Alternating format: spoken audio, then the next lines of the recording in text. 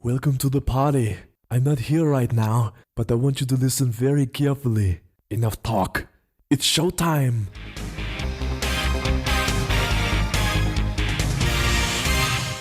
Hello and welcome to Bags of Action. My name's Steve, my co-host is Pete.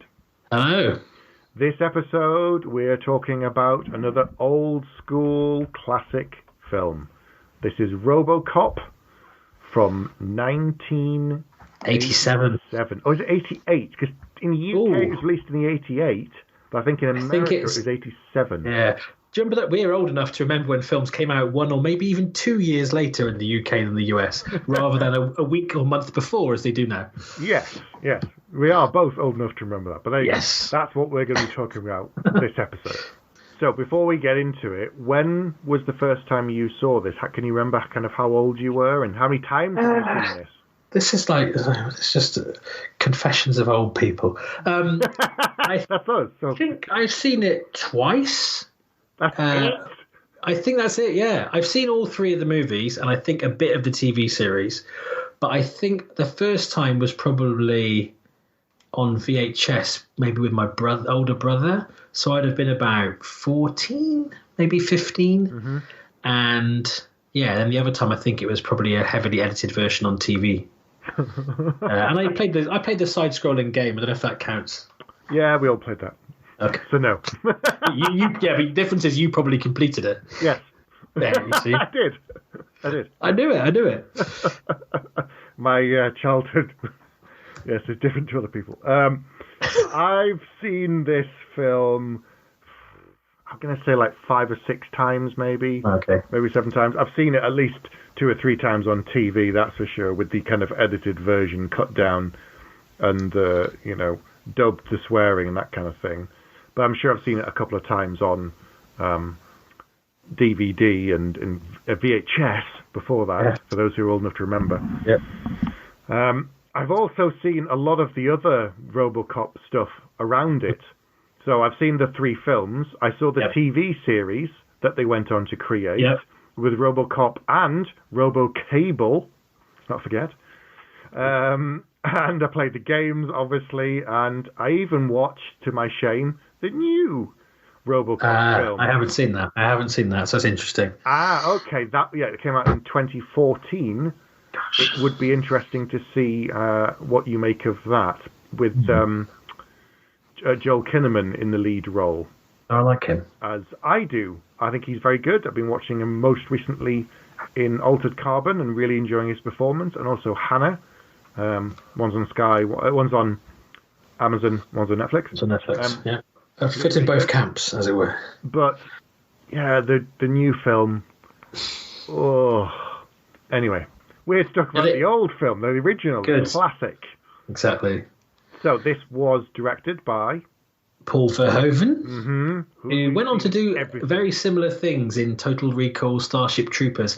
He kind of has that social commentary, almost satire, action sci-fi genre, almost of his own, which I didn't realise until watching this again, quite how much of my own writing has been influenced by his work, because there's quite a lot of similarities on stuff. But I always assumed that this was written by some big names, and I forget, like Frank Miller wrote the second and the third movie, the comic writer.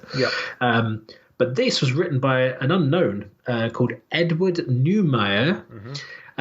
He was a screenwriter, gone to be a producer and director. He wrote this. He also wrote Starship Troopers, so I'm guessing he's friends with Paul Verhoeven.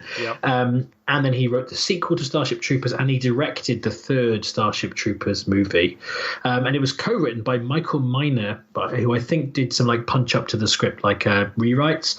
And all he's really written since is Lawnmower Man 2 and a sci-fi thriller I've never heard of called Deadly Weapon.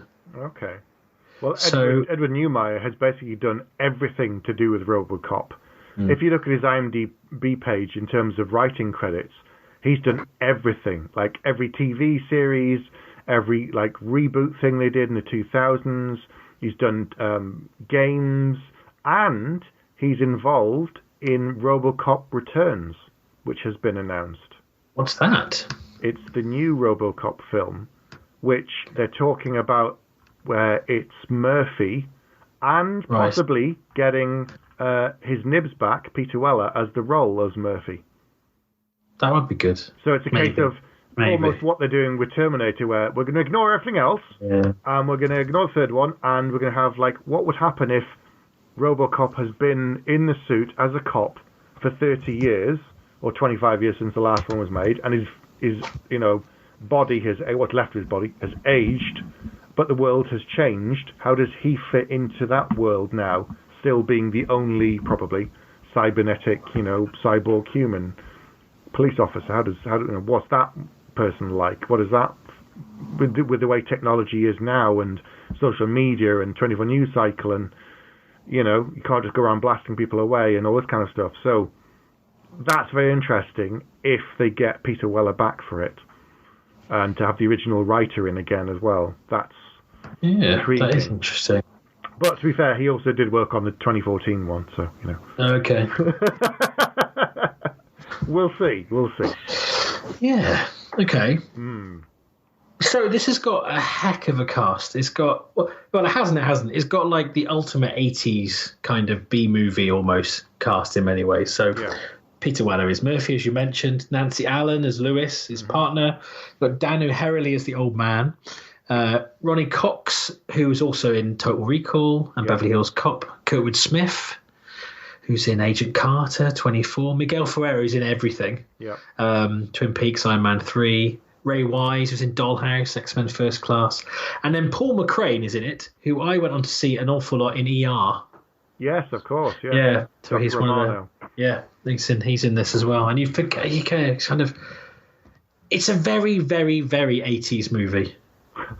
Like, and then some, really. Because obviously there's the hair, there's the clothes, there's the vision of the future, which isn't that futuristic compared to the real future that we live in now. And it's very violent when it wants to be. Yep. And I guess in a way, it reminds me a bit of like, not the film, but more the book of E for Vendetta. It's kind of like it was the 80s, it was the Reagan era. Everything was being corporatized, military, everything. It was all about making money, and they kind of sent it up. And then fast forward to now, and there's quite a few things in this film that actually have happened, which is it's weird watching it now with a modern eye, because as a kid you're like, oh, look at these crazy things that will never happen, and then they kind of do. Yeah. And they intersperse quite a lot of it with what feels like Fox News, where they kind of laugh about all the crises in the world and talk about OCP running hospitals and prisons and space exploration, which again also seems to be happening, and making profit from law enforcement and stuff. So yeah, it gets you in really quickly to the world and kind of what's going on. But the weird thing is the film doesn't actually begin in the way that I remembered. I thought it went straight into problems in the city and all this kind of stuff, and it's like, no, it doesn't. It begins with an advert. It begins with them commenting on society and the way it's changed, and there's a lot of stuff with the news anchors. They kind of are in between, sections, and you're like, what's going on? And the commercials as well. I'd forgotten there's the commercials that come up as well. Remember? Like there's the nuclear disaster game where they're which is like battleships. Yeah. It's honestly, it's just bonkers. You watch it and you think, look, and I'm Casey Wong. I'd forgotten Casey Wong. Oh, yeah. One of the TV anchors. Well, like a film, I remember when District 9 came out thinking, well, this is so unique. And then now I'm like, well, it's not that unique. But it is like Verhoeven's got his own kind of way of doing stuff, which I think is it's a very different kind of, it's an outsider's view of America, really, which I think he does really, really well, particularly in what is a relatively, well, I guess it ended up being a relatively mainstream film because it didn't cost that much to make and it was really successful and really popular. So the police are going to go on strike, aren't they? Because police officers are starting to be killed. So it's that thing of the company wants to make money from the police. They're not giving them enough bodies on the ground. They're running riot everywhere. They're causing problems in a particular part of the city. But of course, it's all been kind of orchestrated on purpose by OCP because they want to drive down the price of property in a particular area by letting crime run rampant. Then they can buy up a whole bunch of it cheap and then and they keep talking about, we're going to have thousands of jobs by building this new thing. Delta City, the new part of the city. But of course, in order to make it derelict, they need to make people drive out of there and drive them away from that area. So they have let crime run rampant. And then when the cops say they want more bodies or this or that, like, nope, sorry, can't help you. Yeah. It's not very nice. It sounds very cutthroat. And you're like, they'd never do that. And you're like, well, I think I've seen people do it or get very close to doing it. Yeah, that's I'm sure there are documentaries out there which may kind of get you close to this kind of thing. Mm-hmm. So, yeah, and that's what I think. Again, as a young teenager, this was possibly the first film I'd seen that did what sci-fi does best, which is holding a mirror up to the world and what's wrong with it, and it blew my mind. Not enough to watch it more than twice, but it kind of. I think I was just so taken aback by how upfront it was with its message. Yeah. Really, because it is essentially, it's nearly, yes, it's a film about a guy who is a Robocop, and it's a very human story about him. But at the same time, it's a film about corporate greed and about how people will treat each other, and actually how the people in the company are more ruthless in many ways than the criminals that they've hired. And I'd forgot, there are so many good lines in this film. I mean, there was a whole subgenre of music in the 80s of different kind of dance and rap records that sampled bits of this movie. Right. So the 20 Seconds to Comply scene is much earlier in this film than I realised. Yeah. And that kind of sets the whole tone for the film, which is corporate greed, willing to kill people, clean up the mess and move on as long as you get promoted. Yeah. I mean, I'd forgotten a lot of bits and pieces from this film. So I'd forgotten that it starts with an advert. I'd forgotten they keep being interspersed. I remember I'd buy that for $1. Yeah. That's what the other ones. Yeah. And laughs at. I'd also forgotten how quickly Murphy dies, because it's he's transferred into the station. And it's on his first day out. It is. His first bloody trip with Lewis. Yeah. But I think it's really clever, because watching it again now, and you go, the traditional Hollywood thing would have been to have 15 minutes of him at home, get to know his family, get to know him, which is what you're all told to do in screenplays. But what's really good about this is only she will recognise him once it's happened, because they haven't seen his face very often. Because that, despite what Judge Dredd and things make you think, you're going to on Batman, you would recognise somebody's face from the nose down if you knew them already, I believe, personally. So they don't really know him. And also, I love the fact you only see his previous life through his eyes later. Mm-hmm. I think it's really bold. That he is just this new guy that isn't part of it. And I'd forgotten how, as soon as he did what he does with the gun, I knew that was going to obviously be how she'd recognise him later. But it's quite subtly done-ish. There's not a lot of fat on this film. I mean, the fact that he's killed really, really quickly, and then they kind of go into the process, and then there's all the corporate stuff. I'd forgotten that it just kind of moves very well from A to B to C. It just kind of, there isn't, as you say, the setup and then the development of character, and then we've been working together for years. I've known Murphy for donkeys. Like, no, he's just come in. It's his first day. He's come down here because the only reason he's transferred is that he's told to go there by OCP, and he says, well, I just go where the work is, and he's there to do a good job. He's a good cop, and he's there because someone's partner's been killed. Yeah. And it sounds like that happens a lot, because she's like, I'll drive, and he goes, well, I tend to drive when I've got a new partner. So it's not like most procedurals where they build this lifelong friendship and and probably one of them will die and it'll be terrible. It's more about, actually, it's much more like a freelance job almost. You just move into the place you needed. What I really liked, particularly for a film of its time, is how they even refer to Lewis, I think, as a complete badass when she beats the heck out of the criminal at the start, and you get to see that she can handle herself. She isn't some damsel in distress being protected by Robocop. She is a very capable police officer in her own right. Yeah, because there's a guy kicking off in reception, and no one jumps over the desk to help her. They just watch, and they just kind of like wait for it, and they just watch it. She just takes this guy apart, and he's like, okay, now book him in, thanks. Because she knows what she's doing.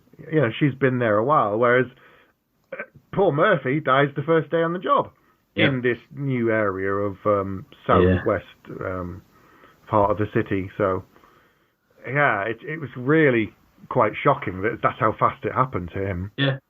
And I think as well, like, again, most films would be like, are OCP good or bad? Are they benevolent? Maybe there's something going on. All this is person behind the scenes. Here they go, right, these are the people, they're the bad guys. These two in particular are worse than the others, and there's a rivalry. Because that 20 seconds to comply scene, I think, is brilliant. It is, you bring out the kind of almost stop motion Ed 209 robot, which is is it Jones's plan, isn't it, to bring that out, and Robocop is kind of the secondary. And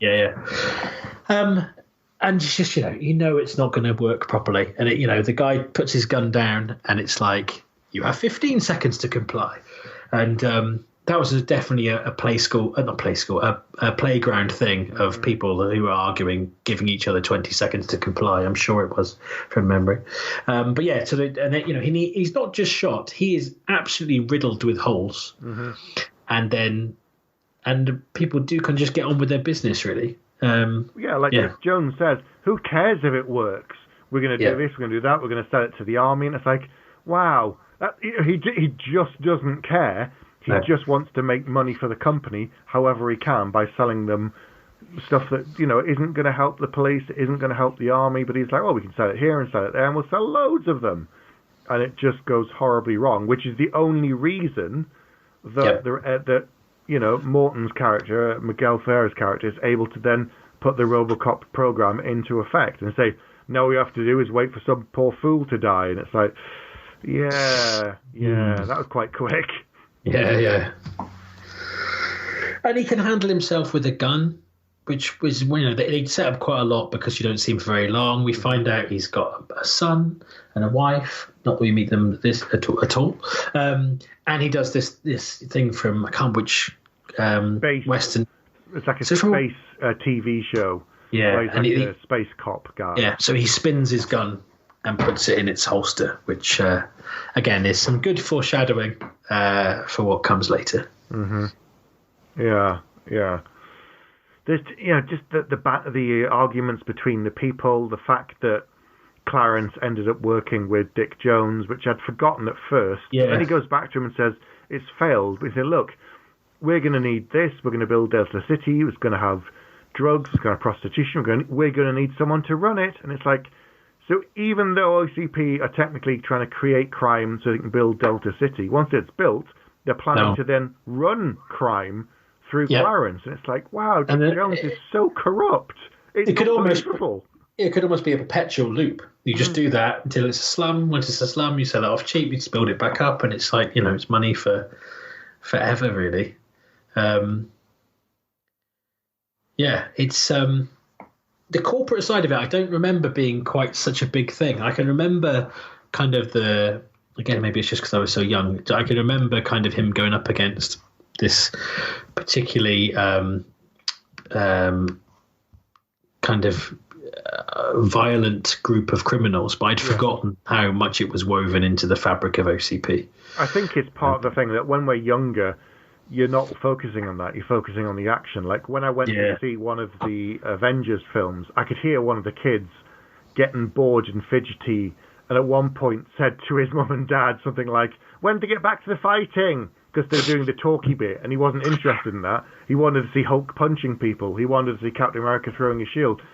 And it's almost that thing of we watched it when we were a lot younger, and we're not focusing on the politics and the commentary on society and what it means and, how does it relate to the present? No, we want to see Robocop shoot criminals. That's why we're there. That's why we've turned up. Yeah, there's other things, there's things like, again, watching it with an older head, the camera work in this film is way ahead of its time. So once he's in it's brilliant the way that they kind of do it. So we're jumping around, but once Murphy's killed, spoiler, and he's brought back as Robocop, you just see him flatline, and then you slowly get nothing, then you get some static, and then it's almost like we are in his shoes, seeing the first things he sees, and they use POV really well, quite a lot.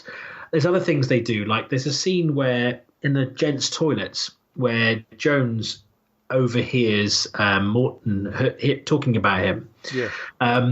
But they film it from in the toilet cubicle, so you can see his feet to know that someone's listening. And it's like it's the kind of thing that things like Breaking Bad get all these awards for. It's like, oh, they're filming it from inside the fridge. It's amazing. But like this kind of stuff, I think Verhoeven had done that. It's not how other people were filming things. No, and again, in the 80s. Yeah, and as a teenager, you're like, whatever. Someone's dropped the camera on the floor. Whereas, why can't you see his face? But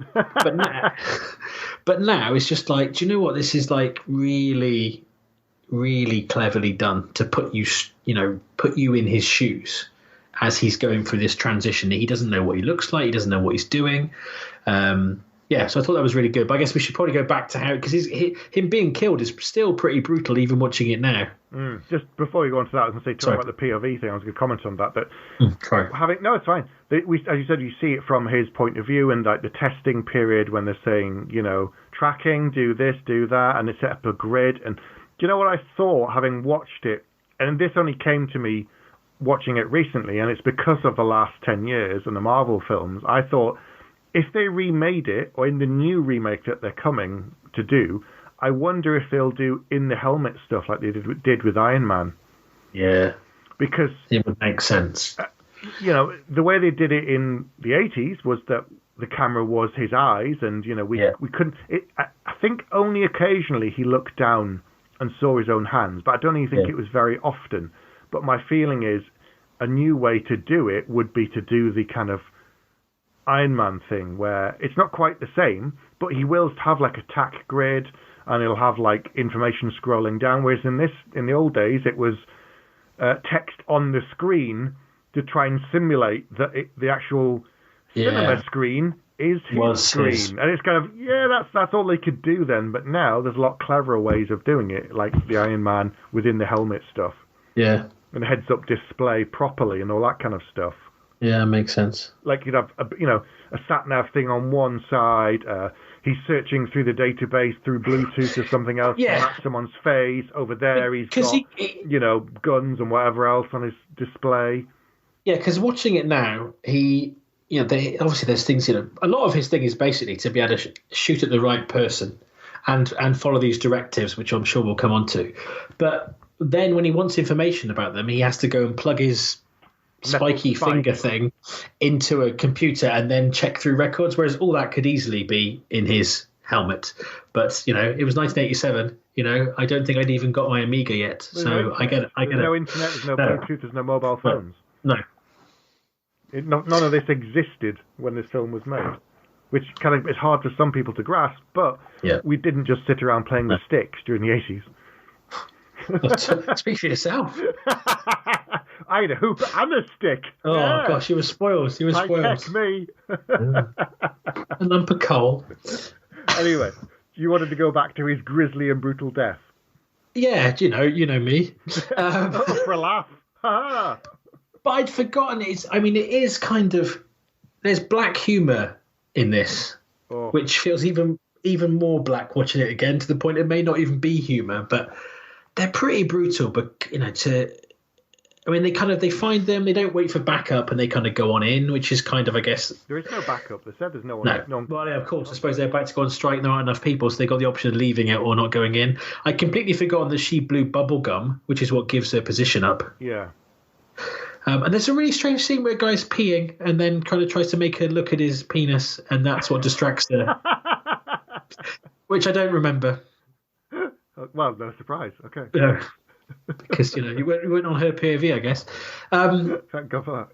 And another, there's even here, he says one of the iconic lines from the film before he's Robocop, which again is how some of them work out who he is later, when he says, "Dead or alive, you're coming with me," which again I think he's also taken from the TV show maybe that his kid watches, because no one else says it. But it's very there's a kind of archetypal thing about Murphy that kind of transfers into when he's Robocop, and you get to see basically Kurtwood Smith, Ray Wise, all the kind of main characters. But they don't just they shoot his hand off. Yep. They say give the man a hand. Hilarious. They shoot his arm off, and then they shoot him a ridiculous amount of times. Yeah. And then just a final shot in the head because from Clarence, they've got other stuff to do. Yeah. And then we're straight to the hospital and said, and then straight to his POV as Robocop. And so, what I really liked, they didn't cut away. They didn't have people discussing the plan to bring a Robocop. They didn't have him being selected. No. None of that gubbins. They just were like, well, we've told you there's going to be a Robocop. We said someone needed to die. We've just shown you someone dying. You don't need to think much more. Yeah. Here he is. Yeah. So I've watched a few documentaries and I've watched a few talks that Peter Weller has done about how he moves as Robocop and the making of. In some ways, this is one of those films that lots of things we talked about, like with Predator, lots of things went wrong when they were making it. And despite all of that, it came out as a triumph. This was another film that nearly failed many, many times for various reasons. And one of them was that it was almost impossible for Peter Weller to move in the suit that they originally built for him. Have you heard about this? No. So, originally he had this really, really almost like a diving suit, rubber suit underneath. And then on top of that was the kind of the metal, what looks like the metal kind of, shell that was put on. And the rubber thing, I think, was supposed to have like a cooling thing running through to keep him, from overheating because he was sweating so much. When you see Peter Weller at the start of the film, you actually realise he's not that big a guy. No. He's not petite, but he's quite a slender guy. He's tall and thin, I think. Yeah. He's not tall. He's reasonable. He's a reasonable average height. To you, Steve, he's not that tall. Yeah, in acting circles, if he's 5'8", he's tall. Well, how tall is... Technically, it says he's 6 foot, according to... Well, there you go. That is tall. Anyway. But he's quite a slender guy, which I'd forgotten about, because the minute he bulks up and puts all the stuff on, he looks enormous. Robocop looks terrifying, because he's got really broad shoulders and everything's really bulky. But under there is quite a slender guy who's got this suit on and has got this plating on. And when they originally put him in it, he could barely move. And he struggled to move, and he was kind of, like the old dance from the 80s, like, the robot. He was essentially having to move like that, or move really quick, and it wasn't working, and they were losing time. And so he asked the director, I think it was the director, he wanted to bring someone in to help him, and the guy that they brought in, I think it was French. There's a talk that Peter Weller has done on YouTube about this, but he brings this guy in, I think he was almost like a mime artist or something, and he was a professional clown, as in not someone who painted his face, but he'd taught others clown school and those kind of stuff. And he said, right, what I want you to do, I'm going to help you. They cut lots of parts out of the suits. They cut out the knees, they cut out the elbows, they cut out like some of the ankles, so he had movement in the joints. They ripped other sections out underneath so he could move parts of his body and other bits they couldn't. Like, you never see Robocop move certain parts on purpose, the way they kind of did it. And then they said to him, right, to Peter Weller, I want you to move everything really slowly and articulate it. So when you see him doing the weird things... It's very deliberate. Some of it is that he can't do it because of the way the suit is built and he's squeezed into it. And part of it is very, very deliberate. So when you watch him walking, you'll notice it's really, really particular. And there's a great moment that exaggerates some of these things. So when he's got, he's in the drug warehouse and he's going around shooting everybody, he does this really interesting thing that I kind of remembered. So when you see him shoot someone, he almost strikes a weird pose. Have you noticed? Yeah, I know what you mean. Almost so like he'll move one arm, and then he'll move the arm with the gun and fire, and then he'll move again. It's almost like a kata or part of a karate thing. Yeah. And you'll watch him move, and it's absolutely fascinating when you find out the mechanics that went in because of luck, bad luck. Yeah. People who trained him, people who worked with him, time lost on the film, and just like they'd gone over budget and they needed more money to do this kind of stuff, and it's a miracle that it worked, really. The interesting thing for me, because I think the sound design of when he walks is brilliant. Oh, it's amazing. It's iconic. As soon as I heard that, I was like, okay, you get these iconic lines I mentioned before, but then you hear the sound of him walking and the weight of the suit, but also this kind of... And you suddenly the whole film comes flooding back. That is really good sound design. And the music, there's the iconic music, like it just tells the story. It's so good. The rise of him when he starts taking people out, just the way, as you say, he moves. It's fantastic. It's absolutely fantastic. He's currently 5'10.25", which is exactly the same height as me. He was 6'125", but he says he's been shrinking. Well, yeah, he's how old now though? Yeah, well, no, in 1988 he said he started shrinking. Okay. So a year after this role, maybe because of how he had to stand while this was being filmed. He is 72 now. Gosh. You know.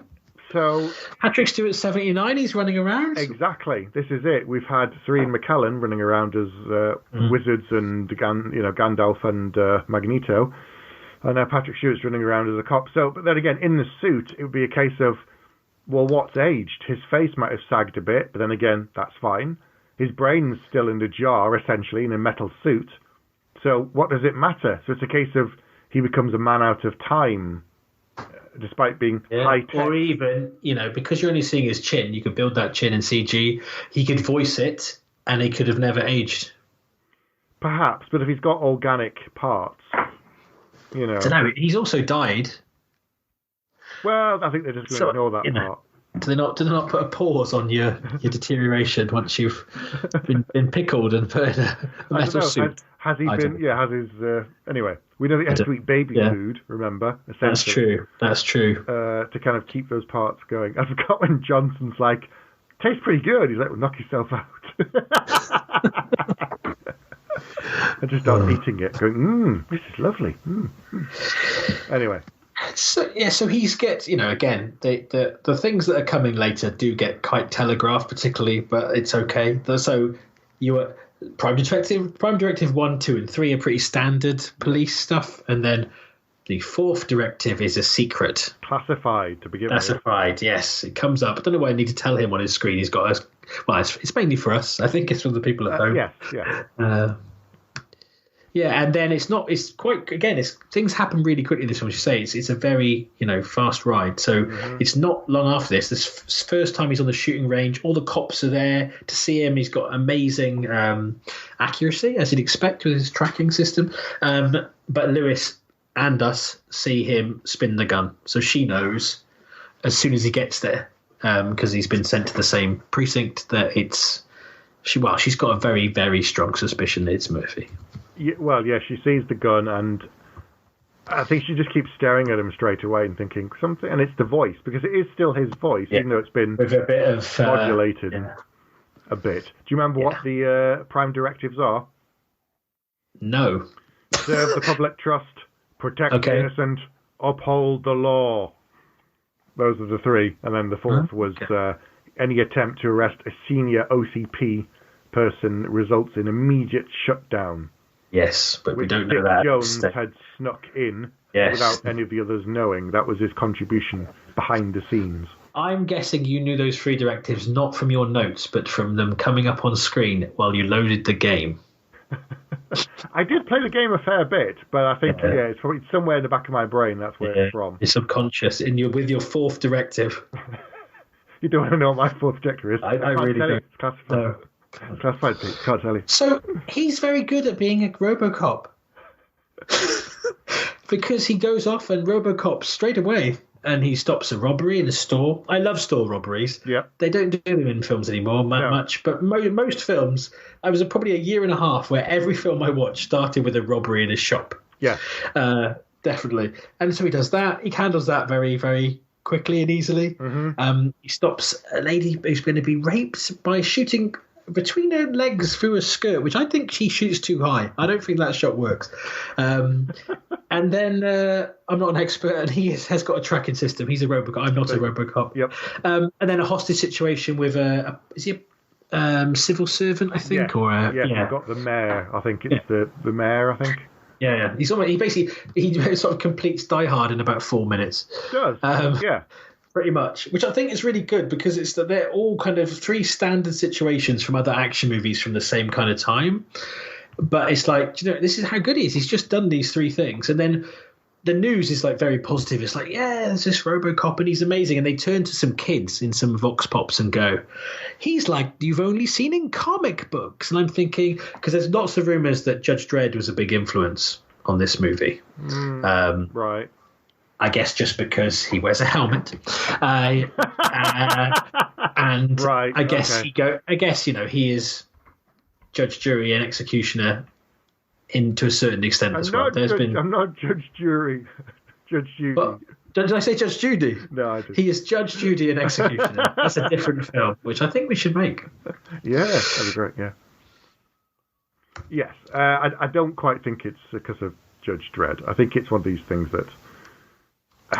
So it's like when they developed Terminator movies, the original Terminator, they then had to go back and say, well, actually, and you notice in the credits for that, you can see that it's based upon a short story from Harlan Ellison. And they had to give him credit for it because that's where it came from. With this, okay. I don't think it was anywhere near that. Well, we based it on Dredd because it's... Well, according to Robocop, not Robocop, he didn't tell me. He's like, just wanted to tell you, you've got 20 seconds to read this Wikipedia article. Okay. According to Wikipedia, which obviously is crowdsourced information, so it could be nonsense, it does say that it was influenced by Judge Dredd and a Japanese... I've lost the piece of the page. It was originally inspired by the poster for Blade Runner. Blade Runner? There's no one in the poster. Just the poster. Just the poster. Oh, okay. And yeah, according to this, by something from Space Sheriff Gavin from Japan. Well, I can see that having looked at the picture. And ROM, the Marvel comic series. Apparently, those three things were. Okay. Yeah. Okay. Well, yeah. And the son is reading the ROM comic in a flashback scene deliberately for that reason, apparently. Okay. So it's not as much as a lift as Terminator was. But yes, influenced by and inspired by, perhaps, but created something that's obviously quite unique, and it plays on lots of different things. And even then, I don't think it had any of the politics, corporate greed, comments on society, the media's power and influence as it had in this version, and I suspect future versions. And the idea of a cyborg is not exactly new either. No, that's true. I mean, do you know who was originally going to be cast before Peter Weller? Was it Tom Selleck? No, it was not Tom Selleck. Rutger Hauer was one of the people favoured to play the part. Right, yeah, I can see that. And Michael Ironside. But their large frame were too big. Yeah, well, that's exactly that. You would have had a absolutely giant version of Robocop at that point, especially with either of those. With Michael Ironside, he's a huge man. And Stephanie Zimbalist was going to be Lewis, but she pulled out to be in Remington Steele. Yeah, okay. Fair enough. Which is just not a sentence I want to say ever again. Yeah. So, okay. Anything else we want to? We always jump around on these things. Yeah. You know, I like the way. Do you like the way that Robocop starts to kind of get his sentience back? He starts dreaming. He starts having nightmares, and they can't control him, which is quite good. They kind of say like, "Stop! I want you to stop." Okay. Like, there's no voice command. No one's actually programmed that into him, which seems a bit silly. They've given him the prime directives, and so that's what he's doing. He starts chasing down his own murderers, and replaying and trying to match faces and records. Like Dick Jones at one point says, "You idiot! He can record things. So of course we're gonna have to scramble his brain now because he's got evidence that's submissible in court," which is quite an interesting thing. I thought, he's thought that through, and the people who've made the film have thought that through. That somewhere in the law, even though it's run by OCP, they've said anything he records is admissible as actual evidence and therefore can be used to prosecute people. So it's one of these things, again, where they've thought of something, and then they've thought two steps beyond it to what you can actually do with it in that situation. And I like the way kind of the two stories that there are kind of working in tandem. There's him kind of understanding who he is. Like Lewis calls him Murphy, but he doesn't recognize the name. No. But then he sees the first member of the gang at the gas station. Another classic line. Suppose you think you're pretty smart, huh? Think you can outsmart a bullet?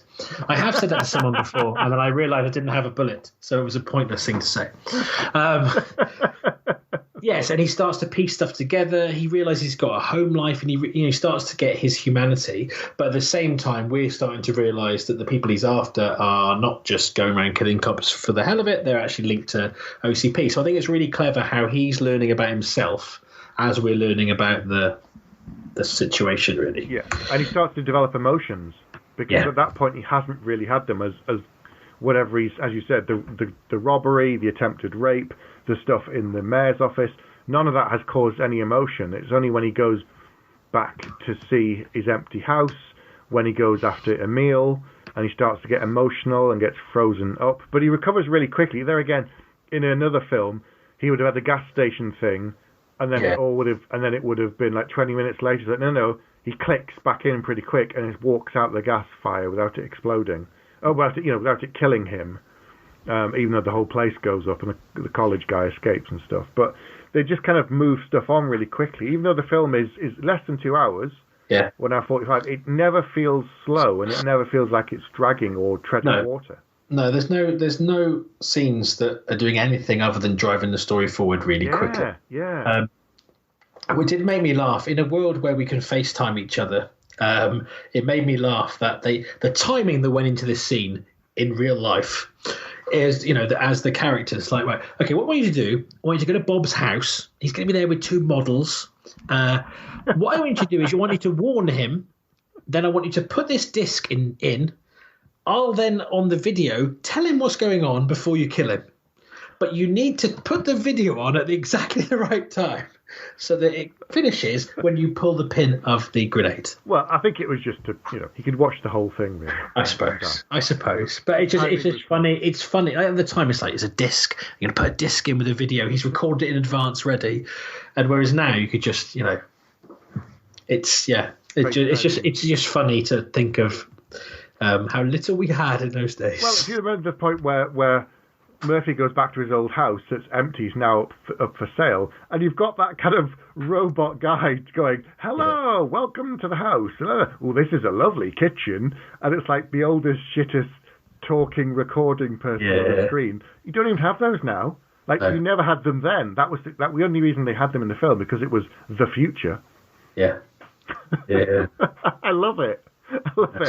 Not all of the developments came to pass, but that was an interesting one. An automated estate agent. Indeed. Well, it might be more trustworthy. Sorry, everyone. Everyone.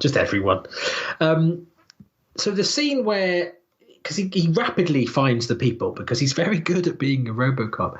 And when he finds Kurtwood Smith's character and the deal that they're doing, there's a guy in the background I'm pretty sure was in Hard Target as one of the hunters. Right. I think it's that like 80s, early 90s, where if you're a large man who's in shape, you are going to be in a lot of these films. Was our favourite in this? And if not, why not? I don't think Sven Ole Thorsen was in this movie. So there's a bit where Clarence goes to the drug dealer to talk to that guy and says, I'm going to take a load of your money and you're going to do this and we're going to work together. That's a weird scene as well, though. Only because Clarence is going, we're going to have the thing tonight. It's like, what? What is going on? Why is he being weird and jokey and letting the rest of the film, he's really serious and dark? It was like an odd. It was odd. There's one thing I liked in there, which was... He says a line, I can't remember the exact line, but about, business is where you find it. Mm-hmm. And you think that's quite an innocuous line, but that's how he's explaining it to this fellow kind of drug dealer. But it's actually a line that Jones said in his corporate speech at the start. Yeah. When Jones was presenting about how OCP works, he said, well, it doesn't matter which area we go into. Business is where, business is where you find it. So I thought it was quite clever that by this point we already knew that he was working with him, but the fact that he did, to the point they had the same kind of mindset about stuff. Mm-hmm. Yeah, and then he just breaks down the door and comes in and shoots about 17 or 18 blokes. Yep, it's just perfect. It's just the way he takes them all out, and that's that thing, like I said, where someone's up high, and you'll see him turn and point and shoot, and then he'll spin around and move his arm and his other arm, and it's just like this weird coordinated dance where there's no wasted motion. It's just like he's flowing from one thing to the next. And it's brilliant just to watch that scene. If you go back and watch it again, you'll see what I mean. But it's very precise placement of his hands, which I've not seen in before, really. Yeah, and I think as well when he because he gets through them quite quickly and gets to Clarence Bodica really quickly, who apparently his glasses were styled on Heinrich Himmler. Wow! So he gets to him. And he's like, and it's not quite POV, but it's kind of a really close camera. You don't tend to see characters that close to camera, their face, unless you're watching Les Miserables. So he's there, and it's really visceral. You're not quite being Robocop at that point, but you're kind of up close. And he takes him in, and then he just basically is like, a complete coward. Yep, I'm going to tell you everything about everyone. Immediately. Yeah, he's recorded him saying that I work for Dick Jones. I've got powerful people. You can't do this to me. Yeah. Don't you know who I am? It's like, well, you just told him, and he's recorded it. That's it, mate. You're done for now. But he keeps saying he's protected. He's like, you're a cop. You work for OCP. So do I. And it's like it's almost as if you can talk around a robot to being on your side. But yeah, he takes him in, and he takes as soon as he says, "I want my one phone call," you know who he's going to ring. Yeah. And he rings Dick Jones, and then Murphy, Robocop, gets to Dick Jones, and Directive 4 kicks in, and that's when we find out that he can't arrest or harm anyone above a certain level in a flowchart in OCP. Yeah, senior officers he's not allowed to. But, yeah. And he sets Ed 209 on him, which reminded me of a film. Have you ever seen a film called Arena? I don't think so. Okay, that's like a fighting movie, but it's kind of like creatures and robots and stuff. But it's that kind of stop motion-y kind of Harry Harrison kind of feel. Right. And it's like they're not very good at going downstairs. You know, it's a bit like Daleks. They're not very good at going downstairs, and that's his downfall, really. Yes, that's the end of Ed 209, really, which was fun. But you get a thing again where, like, the cops don't want to go for Robocop, which I quite like the fact he's kind of won them over. But the military and stuff are there, or the OCP's people. But again, when he was a human, he was shot a ridiculous amount of times. And now that he's a Robocop, he's shot an even more ridiculous amount of times. Yeah. But he doesn't fight back. In this case, he could have turned and killed them all, but he doesn't because they're just doing their job and they're all police officers or security, so he knows he can't. He runs because the alternative is to kill them, and he won't do that. He's still got. If he's becoming more Murphy, he's becoming more of who he was. He's still a good guy under all of the metal. It's his brain, his personality. No, that makes sense. And then it all kind of flips. I guess suddenly it's like it's building to the ending. I guess it kind of. Dick Jones has told Clarence he needs to kill Robocop. Then he'll be, like you said before, be handed all of the organised crime. And they get given this military weaponry, which, again, there's another weird scene, really, is when they start shooting each other's cars up. Yeah, and blowing up half the street and all that kind of stuff. When everyone's on strike, it's just a bit a bit peculiar. So Lewis takes it to the old steel mill. You get the almost Terminator scene of him taking his helmet off, but he sees his face again. You see the face for the first time over his shoulder and in a reflection. Yeah. And I love this scene because he just asked about his wife and son, and then he's like, I can feel them, but I can't remember them. It's just in such a full-on violent kind of satirical movie, you get this really warm heart and scenes between Murphy and Lewis. Yeah. It's brilliant. It's such a good film. There's so many. I mean, yes, it's over the top in places, and yes, it's commenting on all the kind of things to do with the media and stuff. But yeah, you get some cracking lines away from the well-remembered one-liners that people use all the time. Yeah. And I think when you get this big scene, then he's at the steel mill. They're all coming there. What I quite like now is he hasn't got his helmet on anymore. So again, that transition of I'm Robocop is now I'm Murphy with an upgrade. He is, like you said, himself. He's pretty brutal with them as well. But the only thing I didn't remember the ending being quite so quick. It felt a little bit anticlimactic to me when they turn up because they've there's been a big thing about these big guns that they've got, but I guess he can handle himself, but it didn't seem that difficult. Yeah. Really. And they dropped for some reason I thought when they dropped girders on him that was going to be a magnet. I thought they were going to pick him up. Oh, right. But then I realised it was just girders, which shows again I haven't seen it enough times. Yes. But he takes them all out. He's not arresting them this time. No. There's no arresting them. But I like the fact that